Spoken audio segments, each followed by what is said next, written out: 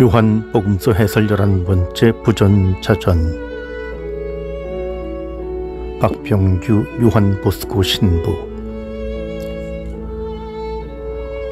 정말로 진짜로 란 말을 이탈리아로 하면 체르토이다. 이탈리아 사람들은 말 중간중간에 체르토를 양념치듯 뿌려댄다. 듣는 이가 대수롭지 않게 듣거나 미심쩍어 하면 체르토가 가히 폭풍적으로 듣는 이의 귓가를 파고든다. 그래서 이탈리아어에서 대화할 때는 늘 긴박하거나 쫓기는 듯 힘들었었다. 프랑스에서 대화할 때는 또 다르다. 내 생각에는, 내 짐작에는 이라는 말이 먼저 앞선다. 분명하다, 정말이다 라는 말은 좀처럼 쓰지 않아 듣는 이가 판단하고 믿게끔 여유를 준다. 요한복음서에서 예수님은 아멘 아멘 이란 말을 자주 쓰신다. 진실하다, 확고하다라는 의미를 지닌 아멘은 오늘 복음에도 어김없이 등장한다. 예수님이 이 말을 자주 쓰시는 건 당신을 위해서가 아니다. 요한복음서에서 예수님은 당신을 파견된 존재로 소개하신다. 파견된 이는 파견하신 아버지에게서 보고 듣는 것을 그대로 이 세상에 소개할 뿐이다. 예수님 말씀의 진실성과 확고함은 아버지 하느님에 대한 아들 예수님의 신앙 고백과도 같다. 당신을 드러내거나 당신의 주장을 관철하기 위한 욕망이 허튼 소리가 아니라 아버지가 당신으로 말미암아 이 세상에 온전히 드러나신다는 사실을 예수님은 아멘 아멘으로 끈질기게 강조하신다. 아들은 아버지라는 말마디를 불러오고 아버지는 아들이 존재하기에 가능한 호칭이다. 서로가 서로에게 맞물리고 의존하기에 아버지와 아들이라는 호칭은 서로를 깨우치고 서로를 드높인다. 아들이 아버지를 이 세상에 온전히 드러내실 수 있었던 것은 자신을 낮추기 때문이다. 아들의 낮춤 이전에 아버지의 낮추심 또한 숨겨져 있다. 아버지는 몸소 당신이 움직이시지 않고 아들을 통해서만 세상에서 일하신다. 아버지는 아들을 통해 절제를 보여주시고 아들은 아버지만을 드러내기 위해 당신 자신을 절제하신다. 우리는 이 둘의 절제를 사랑이라 부른다. 사랑으로 하나 된 내적 친밀성은 아들 예수님과 아버지 하느님 사이의 거리를 없애준다. 서로가 닮아서 하나가 된다.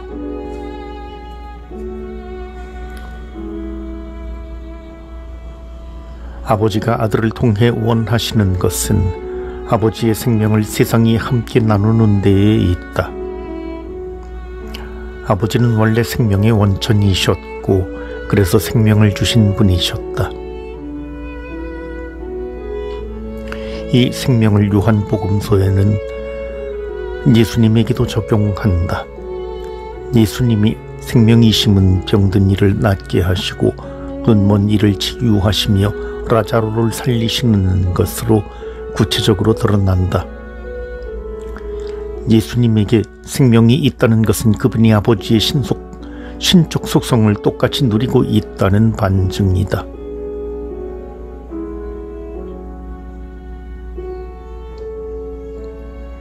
생명은 심판을 통해 또렷하게 사유되어야 한다. 심판은 분명 선악 구도로 실행되고 선한 것을 행하면 보상을 받으리라는 생각은 예로부터 유효하고 분명했다. 하지만 우리는 대체로 악스러운 것들의 종말에 치우쳐 심판이라는 말마디에 몸소리치며 두려움을 갖는 버릇이 있다. 심판은 그래서 늘 나태한 우리 일상을 조심스럽게 꾸짖는 듯하다. 심판은 아들에게 주어졌다. 아들이 생명을 갖고 있고 생명이신 아버지를 꼭 빼닮았다면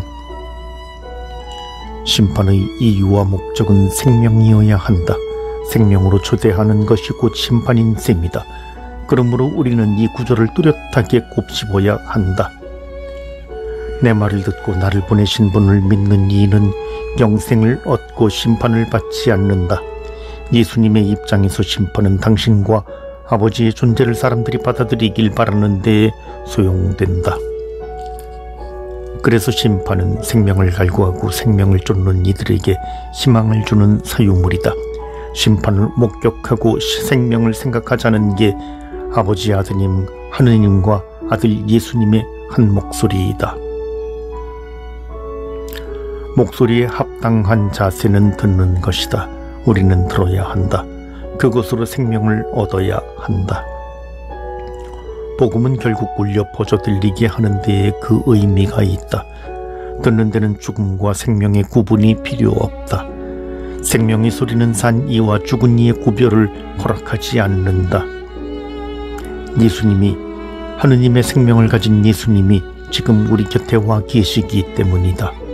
예수님이 있는 한, 그분이 말씀하시고 있는 한 죽음은 생명이고 생명으로 죽음은 재탄생한다. 예수님으로 말미암아 생명의 시간은 시작되었고 죽음의 시간은 없어졌다. 우리네 인생사의 가장 큰 고통과 그로 인한 절대적 단절은 죽음일 테다. 생명을 날리는 복음이 모든 곳에 닿으려면 죽음이 만들어 놓은 인간의 두 범주가 폐기되어야 한다. 예수님이 생명으로 세상에 오신 것은 아버지 하느님이 죽은 이를 살리신 일에 그 역시 일조하여 완성하시기 위함이다.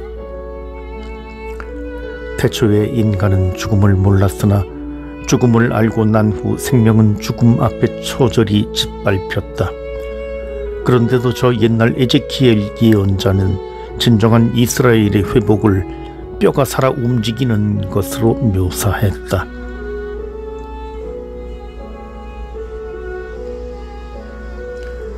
예수님의 등장으로 생명과 죽음은 힘의 교환에 따른 이분법적 대립과 오랜 대결 구도에서 탈피하게 되었다. 예수님 그분으로 말미암아 죽음과 생명은 하나의 실제가 된다. 예수님의 말씀을 듣는 이는 죽어 있어도 산 이처럼 듣게 되니 살아있는 것이 죽어 있는 것과 대립할 이유가 없어졌다.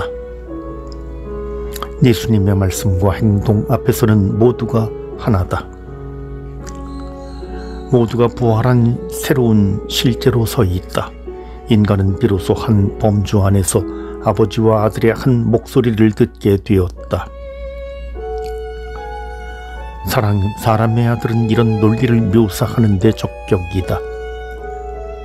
사람의 아들은 약함과 강함을 동시에 드러낸다. 사람이기에 약하나 그가 하느님의 사람이기에 또한 강하다. 약함과 강함이 사람의 아들의 형상 안에 모순적이게도 얽혀있다. 또한 사람의 아들은 우리 인간을 알고 하느님을 안다. 사람의 아들 안에서 인간과 하느님이 조우하고 모순과 대립 개념이 사라진다. 흙과 백이, 죽음과 생명이, 그리고 인간과 신이 지금 이 시간 한자리에서 하나가 되는 건 오로지 사람의 아들 덕분이다.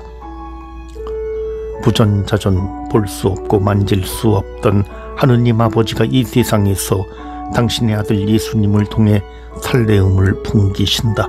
아들 예수님은 아버지를 온전히 닮아내기 위해 아버지를 보고 아버지를 들으실 뿐이다. 그 외에는 아무것도 하려고 하지 않으셨고 하고자 하시는 것은 반드시 아버지의 뜻에 닿고야 말았다. 예수님의 인간적 자리에 아버지 하느님은 그렇게 예수님으로 머무르고 예수님은 하느님으로 이 세상에서 말씀하신다.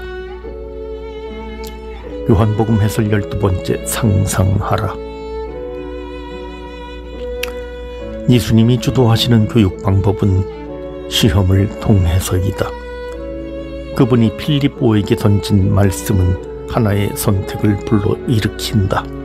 시험하다는 뜻의 그리스 말 페이라조는 예수님께서 광야에서 악마에게 시험받으실 때도 사용된 동사다. 그때 예수님은 악마의 유혹을 단호히 견뎌내셨고 하느님의 뜻에 반하는 세상의 화려함을 하느님에 대한 전적인 신뢰로 이겨내셨다. 어쩌면 예수님은 세상으로부터 자유롭지 않으셨을까? 세상의 화려함에 굴복하면서 남과의 비교 우위에 젖어 있는 우리 일상의 풍경은 예수님의 시험풀이와 결이 다르지 않을까? 오늘 복음이 파스카와 가까운 때로 시간적 배경을 규정짓는 건 우연이 아니다. 성전 정화 사건에서 벌써 1년이 지난 시간으로 오늘 복음은 우리를 초대한다. 파스카의 의미는 명확하다. 이집트로부터 탈출한 사건을 기념하는 파스카는 해방과 자유의 가치를 이스라엘 민족 안에 확고히 심어놓았다.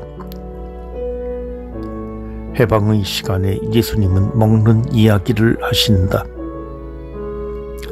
먹고 마시고 일하고 잠자는 일상의 필요함을 통해 예수님은 필립보를 교육시키신다.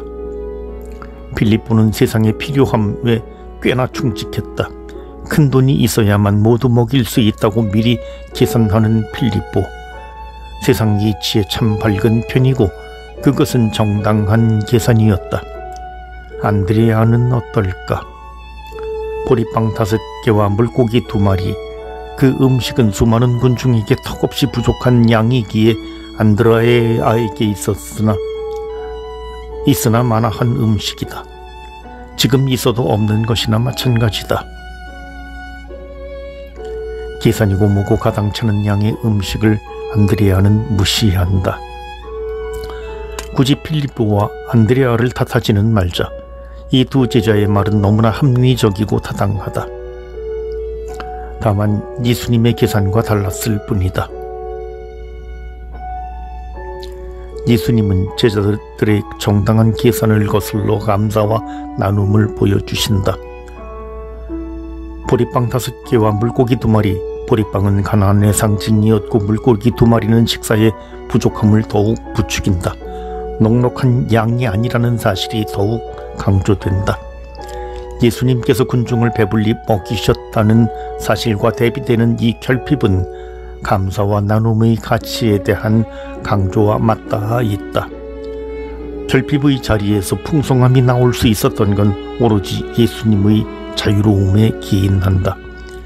세상적 가치 판단의 굴레에서 벗어날 수 있었던 자유, 말하자면 적은 것에도 최고의 가치를 부여할 수 있는 비현실적 상상이다. 예수님께서 보이신 빵의 기적을 우리는 종종 엘리사가 보리빵 20개로 100명을 먹였다는 이야기와 연결한다. 물고기 2마리와 보리빵 5개, 이 하찮은 음식으로 장정만 5,000명 이상을 먹였다는 예수님의 이야기는 엘리야의 이야기와 중첩되어 되새김할 만하다. 두 이야기 모두 현실의 장벽을 뛰어넘는 자유로움이 돋보이고 그 자유로움은 하느님에 대한 의탁으로 이어진다는 사실이 강조된다. 이 흐름을 요약하는 하나의 단어가 감사이다. 감사를 표현하는 말로 요한은 다른 복음과 다르게 유카리스테오를 쓴다. 이 동사는 1세기 말 초대 그리스도교 공동체에서 벌어지는 성찬례를 떠올려준다.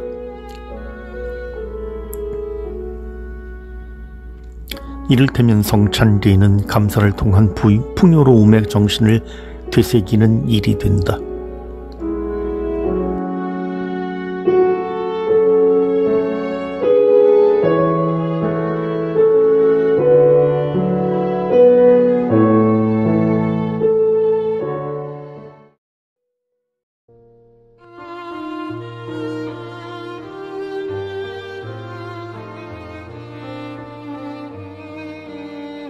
요한복음서 해설 13번째. 보고 듣는다는 것. 어두운 밤 예수님과 제자들의 행로. 빵을 함께 나누던 예수님이 제자들과 헤어지는 모습이 인상적이다. 제자들은 호수로 내려가 호수 건너편 가파르나움으로 향한다. 빵을 놓고도 세상의 논리와 하느님의 논리가 부딪혔는데 상반된 공간상의 움직임 또한 예수님과 제자들을 더욱 갈라놓는 형국이다. 시간 배경 역시 갈라짐을 더욱 도드라지게 한다. 오늘 복음의 시간적 배경은 어둠이다. 어둠을 가리키는 그리스 말 스코티아는 빛의 부재를 의미한다. 요한복음에서 빛은 예수님을 가리키는데 반해 어둠은 예수님에 대한 몰이해나 거부를 드러내는 표징으로 작용한다. 예수님은 어둠 속에 홀로 항해하는 제자들에게 가지 않으셨다. 어두운 밤 항해는 예수님을 받아들이지 못하는, 아니면 예수님을 보고도 이해하지 못하는 제자들의 섣부른 발걸음일 수 있다. 예수님 없는 항해는 혼란스럽다. 큰 바람과 호수의 물결은 제자들에게 두려움을 안겨준다. 두려움을 무턱대고 부정적인 것으로 생각하지는 말자. 구약 성경의 전통에 따르면 하느님 앞에서 두려워하는 것은 당연했다. 하느님을 만났을 때 사람들은 두려워했다.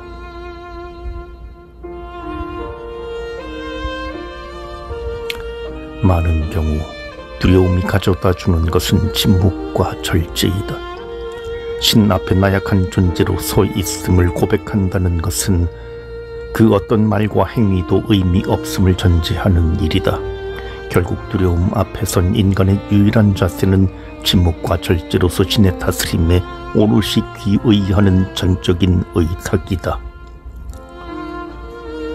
제자들이 노를 저어 25이나 30 스타디온쯤 건너갔다는 사실에서 두려움을 회피하려는 인간적 안간 힘을 느낀다.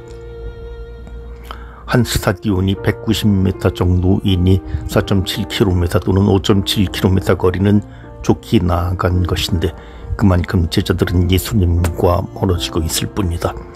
예수님으로부터 멀어지기 위해 안간 힘을 쓸수록 있는 그대로의 예수님을 바라보는 데에는 서툴러지기 마련이다. 그러므로 제자들이 예수님을 보고 유령을 만난 듯 놀라는 것 또한 당연하다. 제자들에게 예수님은 없다. 적어도 항해의 혼란 속에 예수님은 부재한다. 나다. 두려워하지 마라.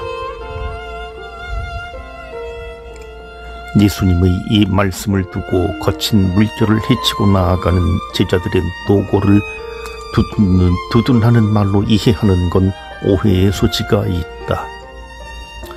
예수님은 지금 제자들에게 당신의 본 모습을 알리고 있는 중이다. 나다라는 말이 이를 강조한다. 나다, 에고 에이미는 모세 앞에서 나타나신 하느님이 스스로 당신을 드러내신 그 표현이기도 했다. 예수님은 스스로를 하느님으로 규정하고 있다. 두려움에 갇힌 나머지 진작 알아보았어야 할 당신을 몰라본 제자들에게 던진 예수님의 일갈이 혼란스러운 밤바다에 울려 퍼진다. 빛이 어둠 속에 왔을 때 어둠은 빛을 쉽게 받아들이지 못한다. 어둠 속에서 빛이라 외친들, 빛이 빛일수록 있는 건 어둠을 포기할 수 있는 결단이 수반되어야 하기 때문이다. 제자들이 예수님을 알아보고 급히 배 위로 초대하지만 배는 어찌 된 일인지 제자들이 가고자 했던 곳에 다 버린다. 혹자는 예수님을 만나 목적지에 제대로 도착했음을 강조하는데 나는 이런 의견에 동의하지 않는다. 그곳은 그들이 원했던 목적지였지 예수님이 원했던 곳이 아니었기 때문이다. 제자들은 여전히 예수님을 모르고 그분의 가르침을 이해하지 못한 것이다. 예수님과 제자들의 목적지는 여전히 다르고 멀다. 예수님은 어떻게 이해하는가? 참 어려운 질문이다. 대개 사람은 보이는 걸 보고 들리는 걸 듣는다고 생각하지만 실은 보고 싶은 것을 보고 듣고 싶은 것을 듣게 마련이다. 예수님을 보고 두렵게 느끼는 건 내 삶의 자리가 두렵기 때문이 아닐까? 두려운 내 삶의 자리 옆에 예수님은 늘 가까이 계신다. 다만 우리의 목적지에서 조금 떨어진 곳에 계신다. 함께 가고자 하지만 일정 부분 거리를 유지하시는 예수님을 우리는 인정하고 받아들여야 한다. 그 거리감을 인정하는 것은 신앙의 필수적이다. 온전히 하느님의 뜻을 이해한다지만 자칫 오해나 욕심으로 인해 그분의 뜻을 곡해할 수 있는 가능성을 인정하고 그것을 끊임없이 수정하고 다잡는 작업이 신앙이기 때문이다. 예수님과의 거리를 좁힐 수 있는 유일한 해법은 대상을 있는 그대로 수용할 수 있는 힘에 달려 있다. 제 욕망을 투사하듯 바라보고 만나는 모든 대상을 다시금 열린 자세로 바라볼 수 있는 개방성이 예수님을 만나는 필수 조건이다. 나다 두려워하지 마라. 는 말은 내 주위의 모든 존재가 내게 호소하는 자기 계시의 외침과 같다. 들을 귀가 있는 자, 볼 눈을 가진 자가 예수님을 제대로 만날 것이다. 저만의 이기적 논리를 앞세워 타협이나 조율에 능한 몰입의 꾼들의 눈과 귀는 절대 흉내낼 수 없는 순수하고 단순한 눈과 귀가 예수님을 만나는 접경이다. 보고 듣는 것 너무나 쉬운 것이 돼 매번 어렵다. 요한복음 해설 14번째 지금의 여유.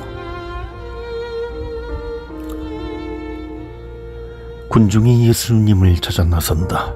그들이 빵을 배불리 먹었던 기억을 떠올리며 육적인 배고픔을 잊기 위해 예수님을 찾았다는 사실에 우리는 비판적 입장을 고수하곤 한다. 여기에 덧붙여 예수님은 육과 대립하는 영원한 생명을 주러 오셨다는 사실을 강조하며 육적인 바람들을 애써 없애는 데 우리의 성경 읽기를 집중한다. 나는 이런 의견에 쉽게 마음이 열리지 않는다.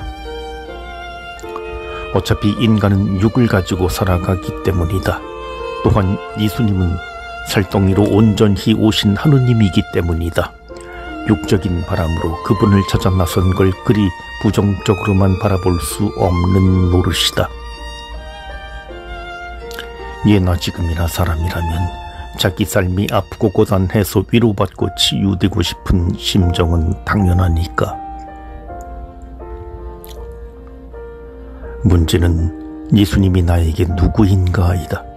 내가 진정으로 그분을 메시아로 내 진정한 사랑의 대상이라고 고백한다면 내 누추한 마음속 속된 욕심조차도 쉽게 고백할 터이다. 영적이고 정신적인 사랑만이 육적인 것보다 낫다는 이 원론적 신앙관에 매일 비워올 필요는 없다. 사랑하는 사람에겐 뭐든 있는 그대로 솔직하게 고백하는 게 최선일 테니까. 그것이 육이든 영이든 간에. 표징을 표징으로 보는 지혜. 예수님이 자신을 찾아온 군중을 영원한 생명을 찾지 못하는 우매한 이들로 규정한 건 사실이다. 너희가 나를 찾는 것은 표징을 보았기 때문이 아니라 빵을 배불리 먹었기 때문이다. 이를 직격해보면 예수님이 군중을 바라본 태도에 흠칫 놀라게 된다. 너희가 나를 찾는 것은 표징을 보았기 때문이 아니라 빵을 먹었고 그것도 개걸스럽게 먹었기 때문이다. 배불리 먹었다는 표현인 코르타조는 그리스어로 동물이 개걸스럽게 먹을 때 사용하는 동사이다. 예수님은 군중이 빵만을 보고 자신을 찾는 게 마뜩치 않다. 빵이 전부가 아닌데 말이다. 요한복음을 읽을 때 늘 아쉬운 것은 표징을 표징으로 보지 않고 글자 그대로 보는 우리의 근시안적 태도이다. 묘사된 사건 속에 감추어진 의미에 대해 생각하는 노력을 잃어버렸는지 아니면 잊어버렸는지 우리는 조금만 깊이 이야기를 하려치면 머리 아프다며 회피할 때가 잦다. 빵을 빵으로만 보지 않는 태도는 앞선 복음 이야기에서 충분히 깨우쳤다. 예수님은 유일한 빵을 통해 무한한 나눔을 보이셨고 그것으로 당신이 누구인지를 알리셨다. 빵의 가치를 돈의 논리로 따지는 우리의 일상적 가치 판단은 무한한 나눔의 가치 판단과는 결이 다르다. 다른 것을 생각할 사고의 여유가 표직 너머의 의미를 고민해보고 찾도록 길을 제시한다. 개걸스럽게 빵을 먹더라도 먹는 것이 무엇인지, 왜 먹어야 하는지, 더 나아가 산다는 건 무엇인지, 어떻게 하면 잘 살 수 있는지를 우리 스스로 질문해 나아가길 예수님은 원하지 않았을까? 예수님은 분명 영원한 생명을 모든 이에게 전하기 위해 세상에 오셨다. 영원한 생명은 요한복음이 쓰인 목적에 가장 부합하는 말마디다. 이 세상에 오신 하느님은 우리에게 숨이 끊어지지 않길 바라며 늙어가되 늙지 않으려는 살덩이를 움켜쥔 채 사는 게 삶의 전부가 아니라고 말씀하신다. 예수님은 진정한 삶이란 현실에서 영원성을 기억해내는 일련의 노력으로 얻는다는 사실을 계속 규지시키신다. 이를테면 빵을 먹는 지금 이 순간에 영원한 생명을 주는 빵을 생각해야 한다는 사실 말이다. 일상을 통해 드러나는 하느님의 계시. 사람들은 대개 전통과 과거의 그 습관에 집착한 나머지 지금 벌어지는 것에 소홀할 때가 잦다. 빵의 이야기에서도 유다 사람들은 탈출기 16장의 만나를 떠올린다. 굶주림의 위협 속에 하느님께서 주셨다는 먹거리는 현실의 삶이 팍팍하면 할수록 더욱 강렬하게 떠오르는 과거의 달콤한 충격일 테다. 다만 그것이 현재와 미래를 옴짝달싹 못하게 만들어버리는 파시즘적 표징으로 작동하고,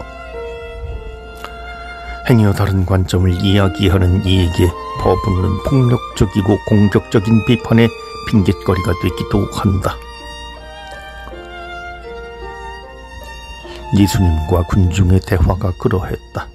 썩어 없어질 양식을 갈망하는 군중에게 예수님은 영원한 생명의 양식을 말씀하셨고,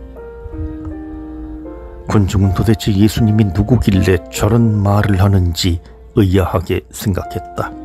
역설적이게도 군중은 예수님에게 표징을 원한다. 예수님이 보여주신 표징에는 관심조차 없던 군중이 이제 표징을 원하는 건 예수님, 당신은 도대체 누구요? 라는 질문과 다를 바 없다. 군중은 표징을 원하는 게 아니라 그들이 이해할 수 있는, 적어도 조상이 먹었던 만나 수준의 놀라운 이적 정도는 되어야 예수님의 말을 받아들일 태세이다. 군중이 예수님에게서 바라는 표징은 탈출기 16장에서 보는 만나 딱 거기에 멈춰 있다. 과거의 가치는 과거의 시간적 배경 속에서 의미를 갖되 새롭게 다가온 현실을 재단하고 판단하는 데는 더욱 냉철한 분석과 비판의식이 필요하다. 예수님은 예수님으로서 군중에게 대답하신다. 이 세상에 내려온 하느님의 빵이 바로 자신이라고 군중에게 말씀하신다. 이 빵은 아버지 하느님이 당신 아들을 통해 주시는 하나의 계시이다. 예수님을 통해 드러난 하느님의 계시는 신기한 이적이나 낯선 풍경을 통해 주어지지 않는다. 일상을 통해서다. 빵이라는 일상의 필요를 통해 하느님은 당신을 계시하신다. 일상은 만나처럼 신기할 것도 없다. 일상은 그저 일상적으로 받아들이면 된다. 믿는다는 게 바로 그러하다. 나는 이다 라고 누군가 이야기하면 대수롭지 않은 듯, 그러나 부정하지 않는 채 현재 내 앞에 있는 일을 사유하는 것, 그것이 믿는 것이다. 내가 생명의 빵이다.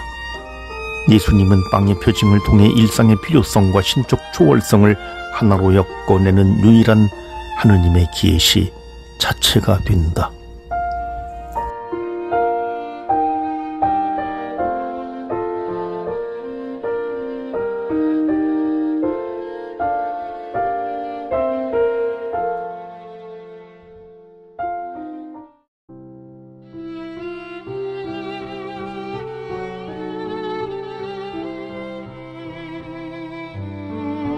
요한복음 해설 15번째 신앙 대 신념.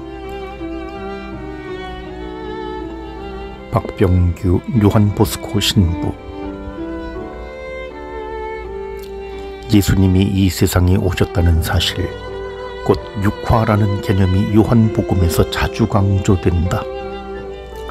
이는 예수님이 단순히 인간과 가까운 존재라는 말이 아니라 하늘에서 내려온 빵으로서 인간과 하나가 되었고 참으로 인간이었다는 말이다. 요한복음이 빵이라는 형상으로 예수님의 육화를 강조하는 이유는 1세기 후반 그리스도인들이 유다인들과 겪은 갈등에서 비롯된다. 유다인들은 하느님이 인간이 되어 오셨다는 사실을 납득할 수 없어 하느님은 처음부터 영원히 저 높디 높은 하늘에 계셔야 한다는 논리로 예수님을 하느님으로 고백하는 그리스도인들을 박해하였다. 하느님이 인간이 되셨다라는 사실 팩트는 하느님은 인간이 될 리 없는 초월적 존재이시다라는 인간의 철옹성 같은 신념 때문에 무시되거나 억압되었다. 사실 신앙의 대상이나 내용은 늘 선명했고 올곧았다. 주님의 날, 주님과 하나 되는 날, 하느님에 의해 선택받는 날, 그날은 모두가 하느님께 가르침을 받을 것이라는 목적 아래 이스라엘은 하느님을 갈망하고 그분께 나아가는 데 늘 열심이었다. 하느님에게 선택받았다는 사상은 주로 예언서에 나타난다. 요한복음은 예언서들이 약속한 하느님과의 만남이 예수님의 육화에서 이루어졌다고 이해한다. 예언의 약속이 예수님을 통해 완성되었다는 말이고 그 완성을 예수님은 하늘에서 내려온 빵이라는 표현으로 강변하는 것이다.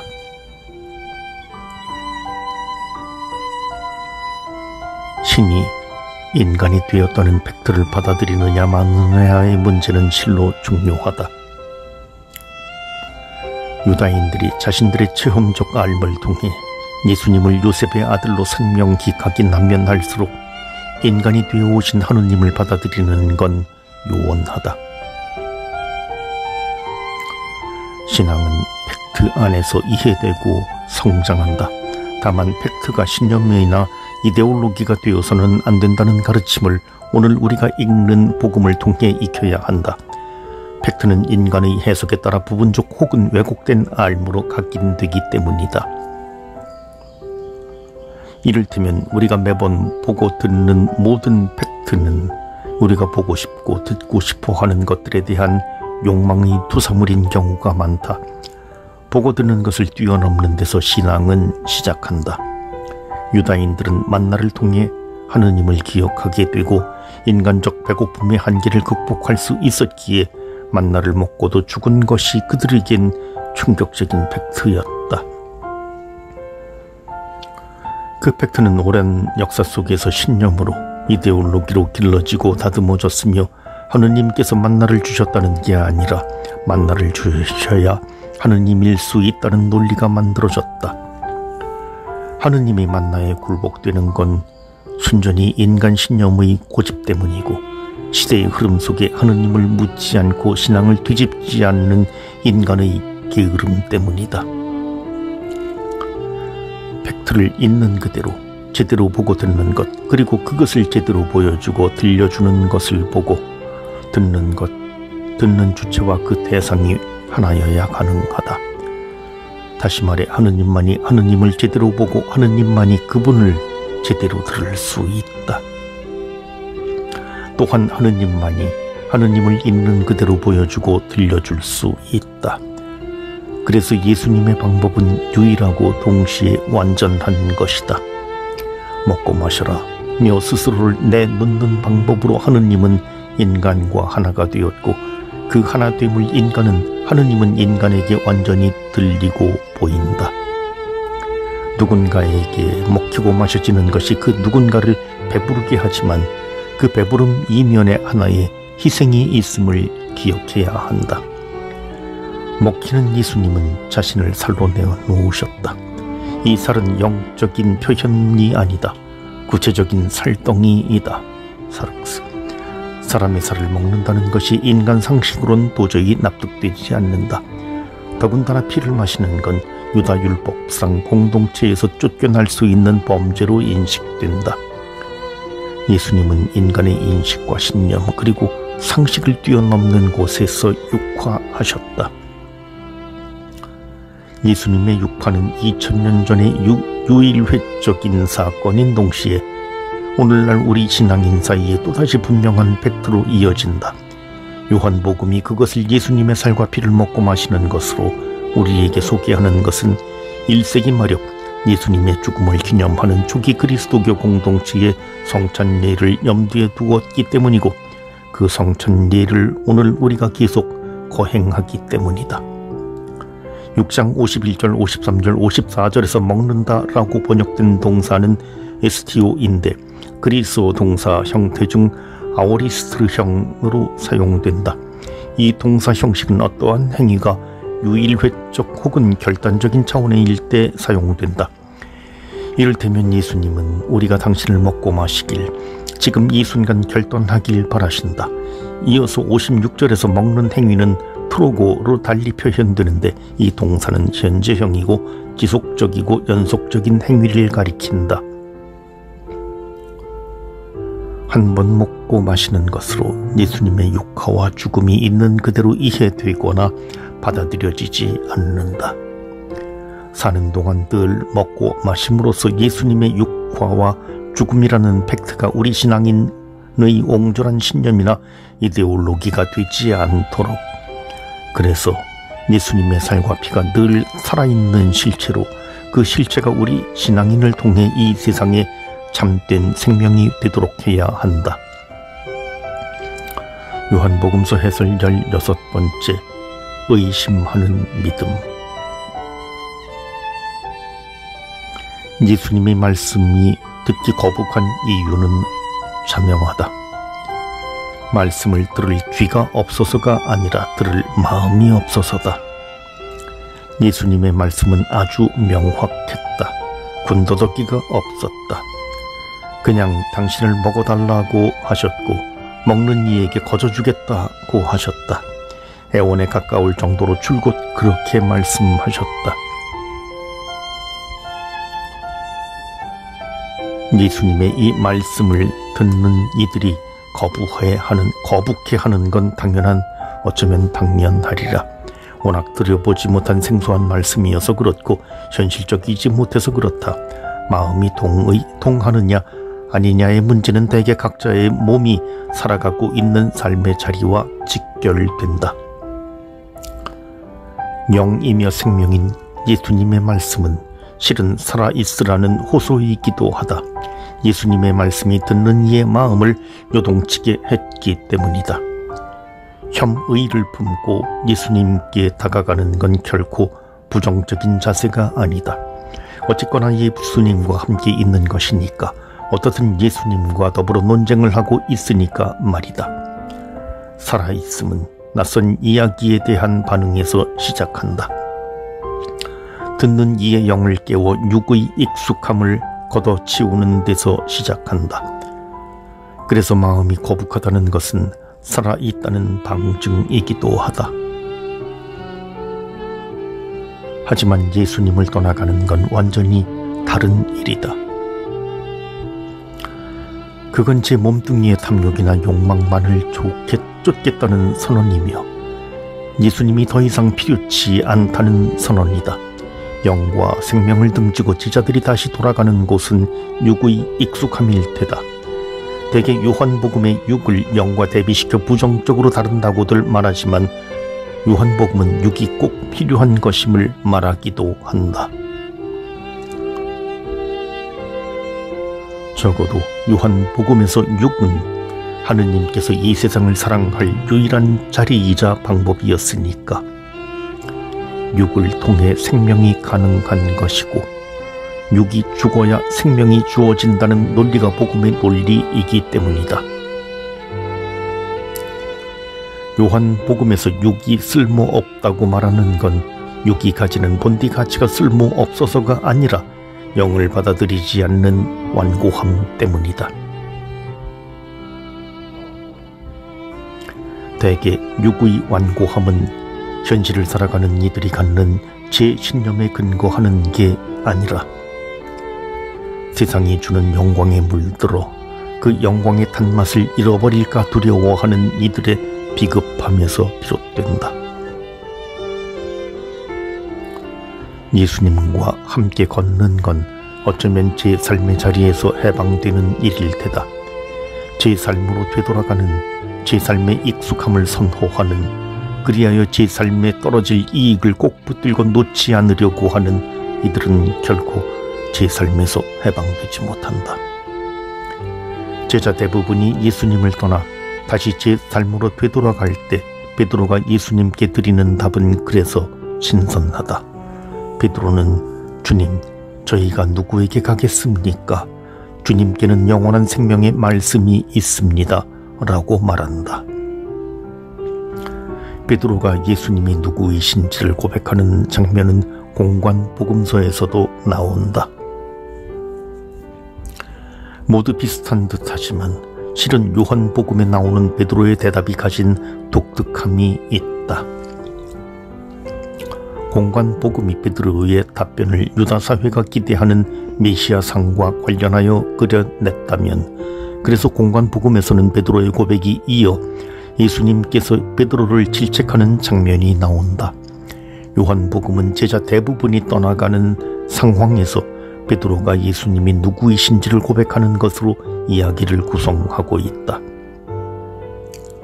이를테면 세상이 예수를 버려도 자신은 버리지 않겠다는 단호한 신앙 고백의 주체로 베드로를 소개하고 있는 것이다. 하느님의 거룩하신 분이라는 베드로의 고백이 이어진다. 요한복음의 목적이 예수님을 하느님으로 고백하는 데 있음은 자명하다. 물론 베드로의 고백이 모든 제자의 동일한 고백일 수는 없고 그 고백이 전적으로 모든 신앙 고백의 모델이 되어야 하는 것도 아니다. 예수님은 12제자를 의지적으로 뽑았고 그 중 하나는 예수님을 바라 넘겼기 때문이다. 예수님과 함께 걷고 그분이 하느님임을 고백하는 건 혐의를 배제한 순도 100%의 신앙으로만 가능하다는 유토피아적 착각과 편견은 버리자. 신앙 고백은 육의 익숙함에서 해방되는 것이지 육의 본성적 한계성을 거부하는 것은 아니다. 우리는 의심하면서 성장한다. 떠남의 자리에서 예수님을 붙잡으려 한다. 떠나거나 따르거나 둘 중 하나라도 선택할 수 없는 것은 신앙인 듯 타협인 듯 여전히 헷갈리며 세속 논리와 신앙 논리를 식별하지 못하는 우리의 비겁함 때문이다. 예수님을 하느님의 거룩하신 분이라고 고백하는 것은 의외로 단순한 일이다. 모자라면 모자란 대로, 아프면 아픈 대로, 화나면 화나는 대로 예수님 옆에 있으면 된다. 멋지고 올바른 신앙인이 되고자 스스로를 옥죄며 예의 바른 이로 하느님 앞에 서 있으려 하는 교만을 벗어던지는 태도가 오히려 더 필요할지도 모른다.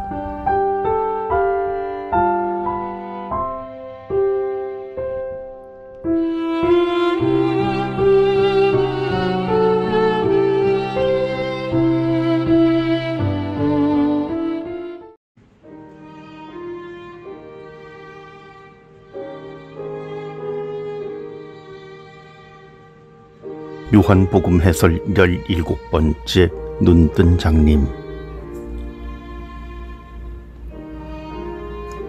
박병규 요한보스코 신부.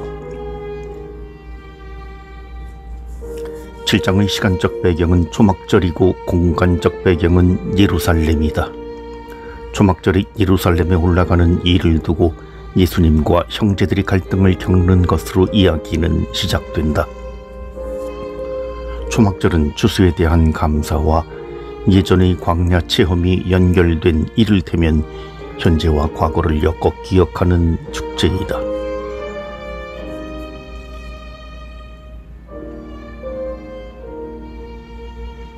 초막절은 하느님이 세상에 어떻게 드러나셨는지에 대한 추억을 더듬는 것이며 지금의 삶이 어떻게 하느님을 향해 있느냐에 대한 결단을 내포한다. 현재든 과거든 하느님이 누굴까 생각해 본다는 건 그분이 이 세상에 어떻게 드러나셨는가에 대한 체험적 회상을 전제로 한다. 인간은 직접 보고 듣는 것으로 자신의 신념을 만들어가는 존재인 까닭이다. 다만 보고 듣는 것이 전부가 아님을 아는 데는 그리 능숙하지 못한 게 인간이기도 하다.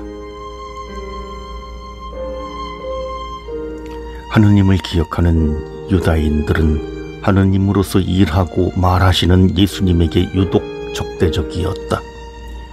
대부분의 논란은 예수님이 누구인지에 대한 것이었고 이 논란은 배척과 단절로 이어지곤 했다. 이 논란은 예수님이 사셨던 시대는 물론이거니와 요한복음이 전해진 1세기 말엽 그리고 지금 우리가 사는 세상에도 여전하다. 다시 정리하자면 요한복음 7장은 예수님의 정체성을 두고 펼쳐진다.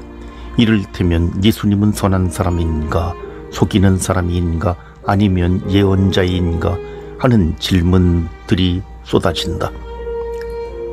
이 논란을 잘 살펴보면 예수님 형제들의 태도에서 그 민낯이 드러난다. 그들은 예수님이 드러내놓고 다니시길 원한다. 예수님의 이적이 공개되어 사람들이 예수님을 인정하기를 바란다. 하지만 그 인정이라는 게 실은 하느님에 대한 믿음을 인간적 알미나 이해의 문제로 바꿔놓는 것이다. 말하자면 인간이 인식하는 딱 그만큼, 인간이 알아주고 이해하는 그만큼 예수님은 드러나고 알려져야 한다. 그런데 이것은 타인을 향한 믿음이 아니라 타인과의 단절이거나 타인을 무시하고 나아가 타인을 제거하는 짓이다. 하느님을 믿는다는 건 알기 위함이 아니라 의탁하기 위함이다. 안식일 계명도 그렇다. 안식일에 해서는 안 되는 일은 본디 존재치 않았다. 농경 문화에서 비롯된 축제날은 하느님의 거룩한 날로 바뀌었고 거룩함을 해치는 일상의 평범함은 내려놓자는 뜻에서 안식일은 행동거지를 통제하는 날로 그 성격이 굳어졌다. 여기엔 권력의 힘이 작용했다. 유다 사회의 사제들이 그리 원했고 그리 강요했다. 사제들은 바빌론 유배에서 귀환한 이후 이스라엘이 정신적 지주였고 통치자였으며 권력자였다. 대부분의 율법 금지 조항들은 원래 해서는 안 되는 게 아니라 해서는 안 된다는 지배체제의 흔적에서 유래한다. 본디 해서는 안 되는 일이란 없다. 하지 말라는 율법은 사회 문화적 이해 구도가 만들어낸 것이고 사람이 죽든 말든 꼼짝 말고 있기만 하면 된다는 근본주의적 율법 준수에까지 이르게 된다. 예수님께서 아무 일도 하지 말아야 할 안식일에 할례를 베푸는 것을 문제 삼으신 이유는 이러한 율법주의의 위선을 지적하기 위함이었다. 안식일에 과도한 노동이나 피를 봐서는 안 된다고 하면서도 유다인들은 안식일에 할례를 거행했다. 예수님의 지적은 논리적이었으나 유다인들에겐 거북했다. 그들이 전통을 건드린 까닭이다. 하느님의 지적을 인간의 전통이 거부한 셈이다. 그리스도 곧 메시아에 대한 이해 역시 마찬가지이다.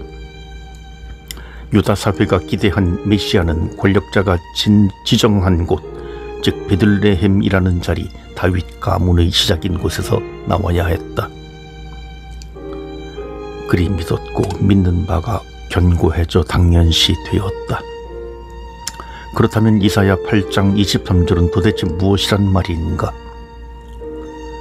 그러나 곤궁에 처해 있는 그 땅에 더 이상 어둠이 없으리라. 옛날에는 제불룬 땅과 납탈리 땅이 전대를 받았으나 앞으로는 바다로 가는 길과 요르단 건너편과 이 민족들의 지역이 영화롭게 되리이다. 이 민족들의 지역은 갈릴레아를 가리킨다. 어느 관점으로 세상과 역사를 바라보는지에 따라 그 해석은 천차만별이다. 다윗 가문과 이 민족들의 지역은 상충하고 대립한다. 예수님은 지금 메시아를 바라보는 두 극단이 부딪히는 자리에 서 계신다.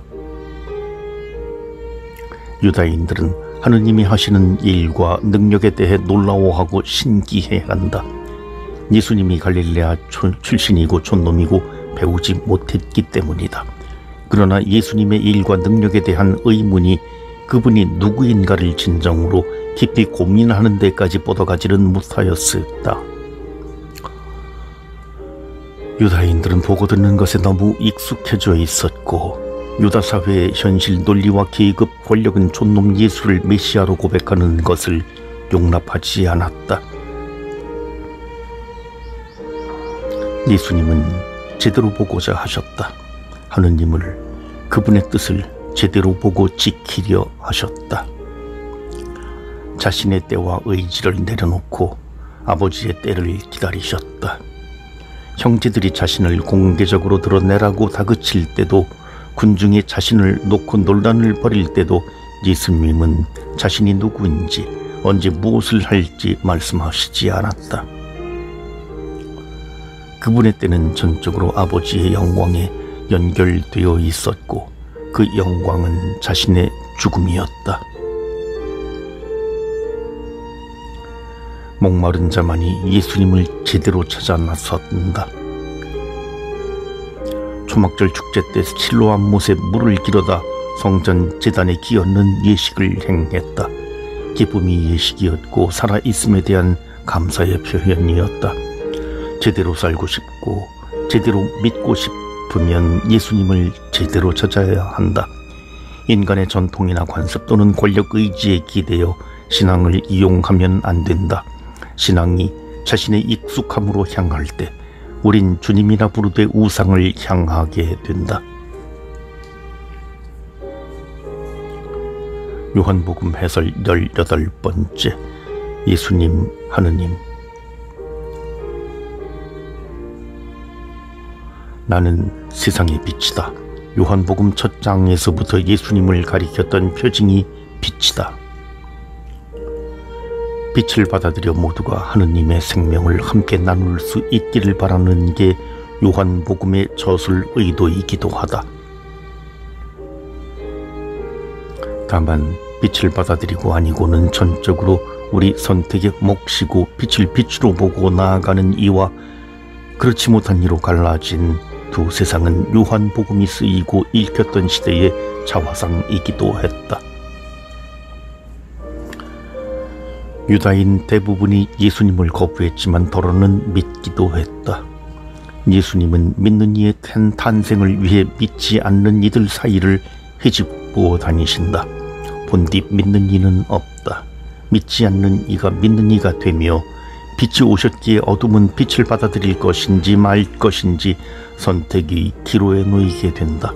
어찌 보면 불신앙의 자리가 신앙이 생겨날 좋은 기회의 자리인 셈이다.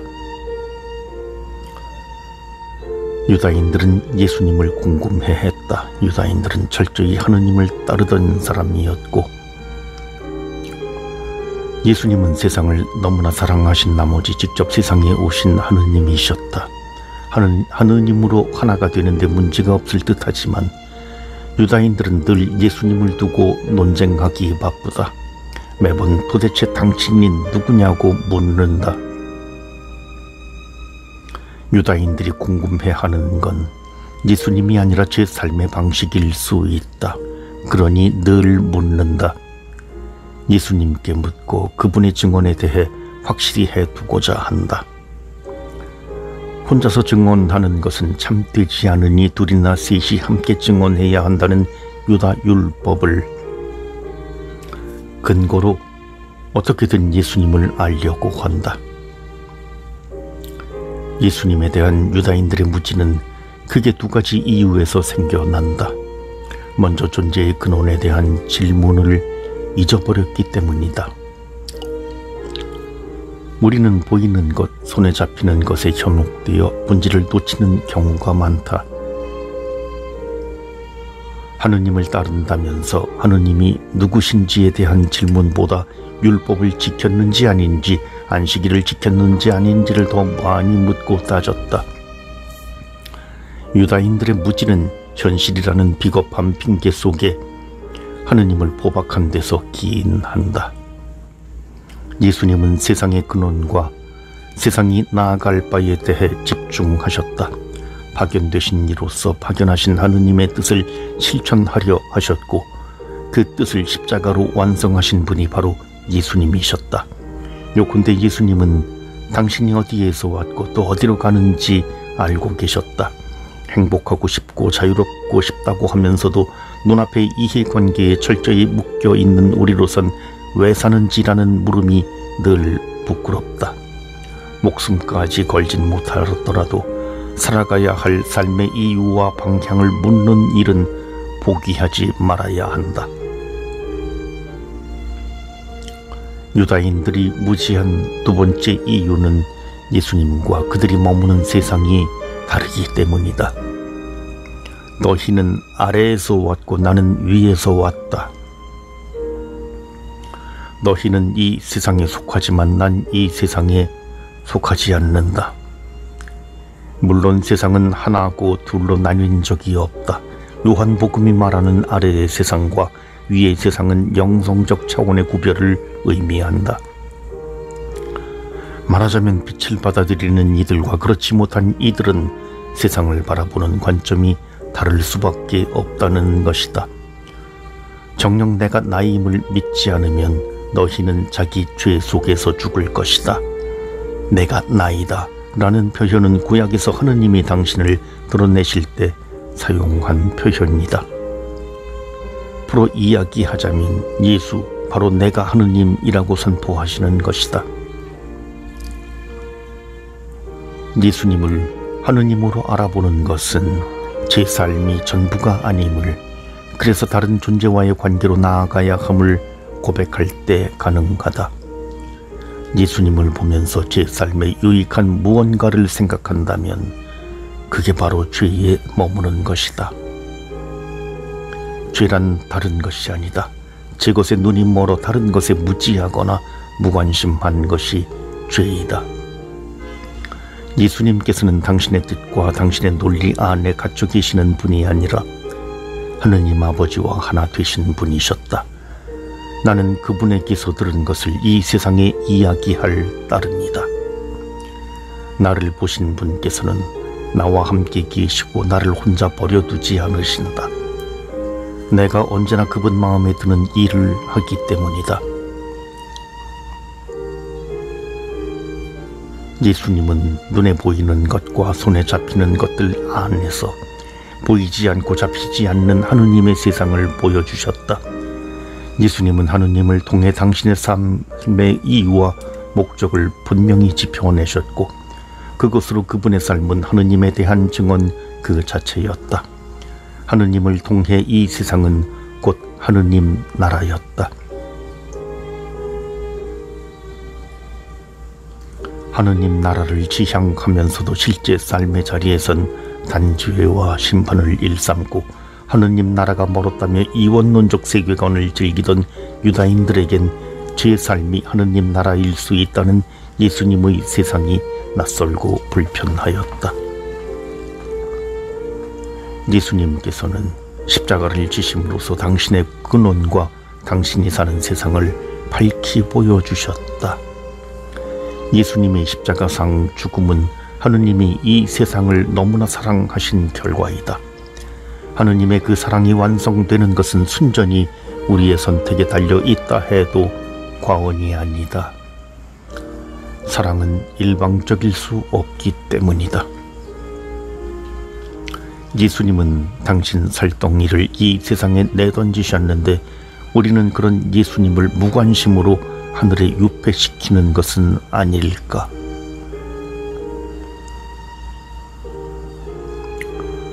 의심하면 된다. 묻고 또 물으면 된다. 내가 왜 사는지, 사는 이유가 무엇인지, 또 무엇을 위해 살아야 하는지. 기억하자. 본디 믿는 이는 없다. 믿지 않는 데서 믿는 이가 탄생한다. 믿음이 있기 위해 우린 삶을 의심하고 물어야만 한다. 예수님께서 이렇게 말씀하시자 많은 사람이 그분을 믿었다.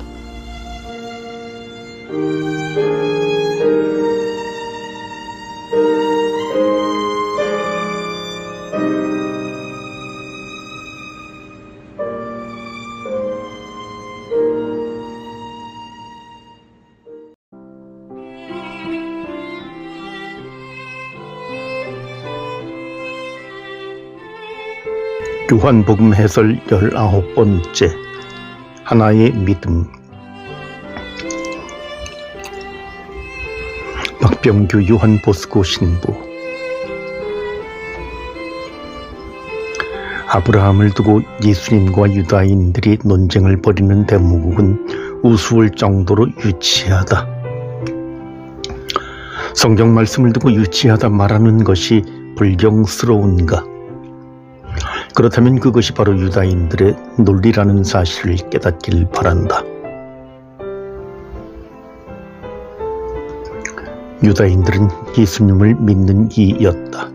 그러나 이 믿음은 아브라함의 권위와 긴밀히 연결되어 작동한다.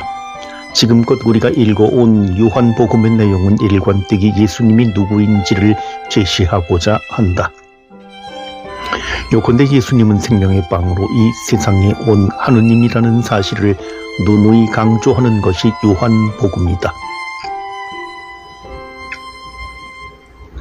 유다인들은 이 사실을 두고 갈등을 일으켰는데 예수님 때문이 아니라 실은 지난 역사 속에서 자신들이 지켜온 의식체계의 혼란 때문이었다.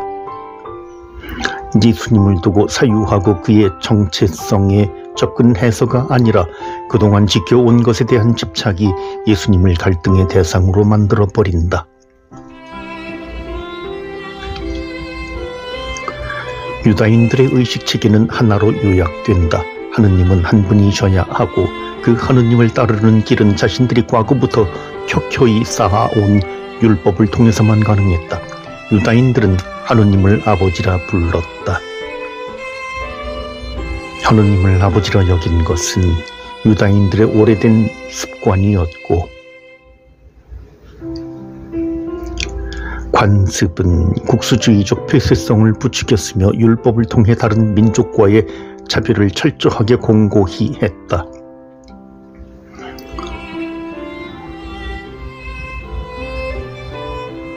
한 분의 아버지라는 인격체는 율법이라는 제도와 규칙을 통해 하나라는 화석이 되어갔다. 아브라함은 이런 유다인들의 입장을 견지해주는 보증수표였다.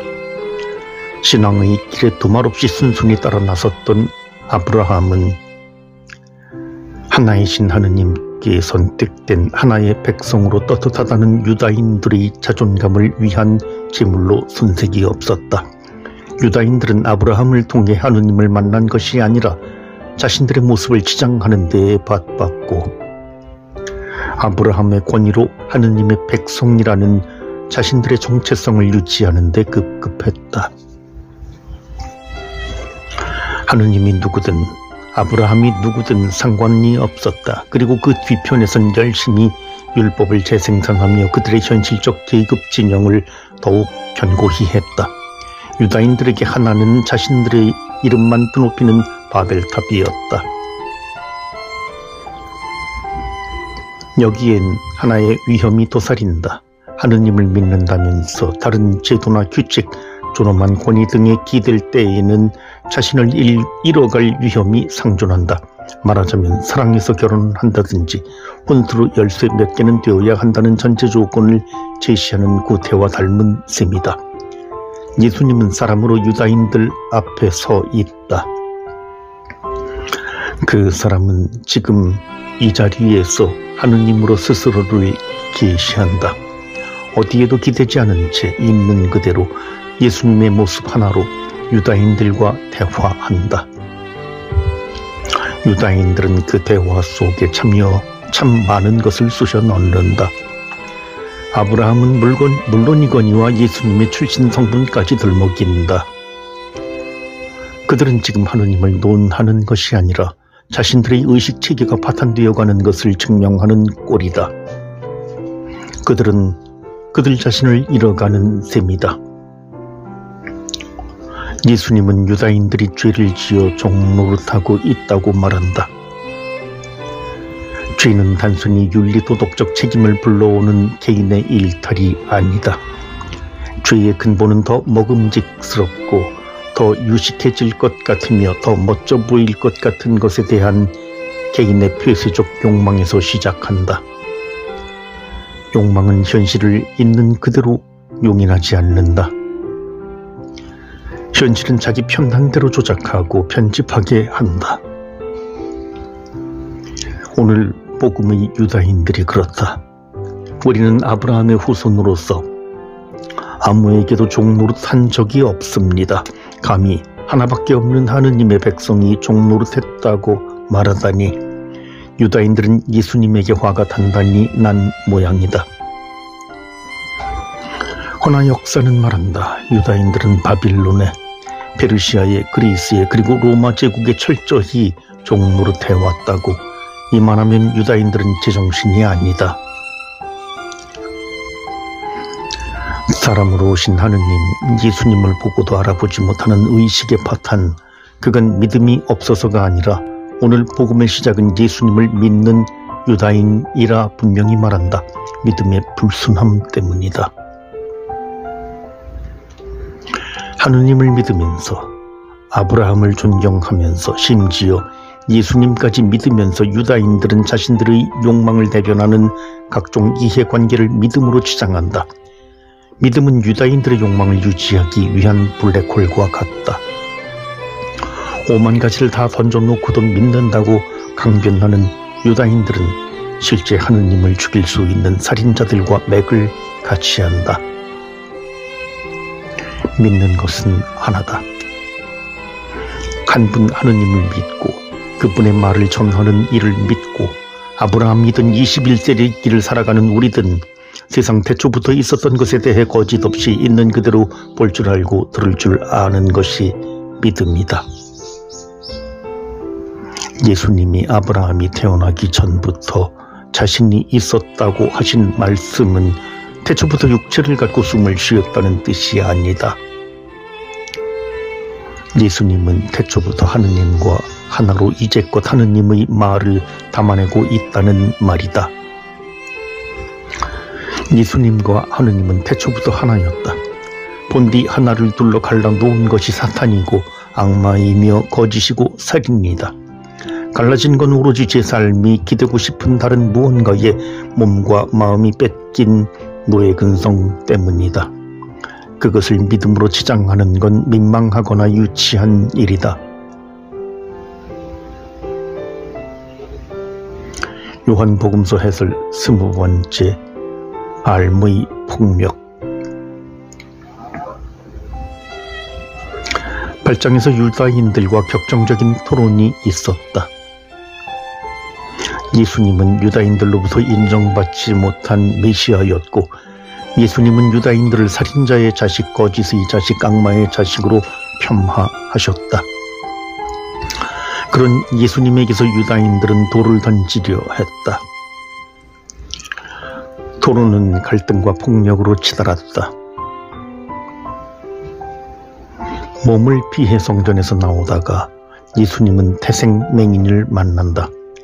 몸이 아픈 이를 보면 마음이 짠하거나 혹은 피하거나 아니면 고쳐주려는 게 인지상정일 텐데 이야기는 맹인의 죄를 문제 삼는 것으로 시작한다. 병은 곧 죄라는 것이 랍비 신학에서는 일반 상식에 가까웠다. 태어나면서부터 맹인이 된 것은 분명 조상으로부터 하느님의 징벌이 이어진 탓이라는 게 그 이유이다.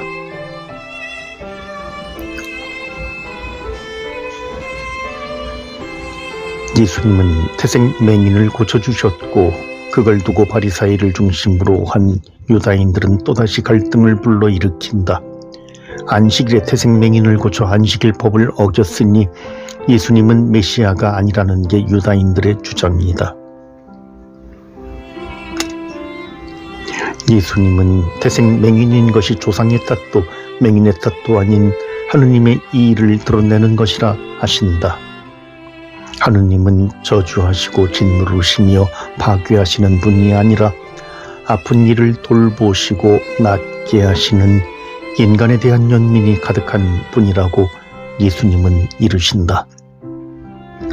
유다인들은 하느님의 일이 아니라 했고 안식일법을 근거로 예수님을 소외시킨다.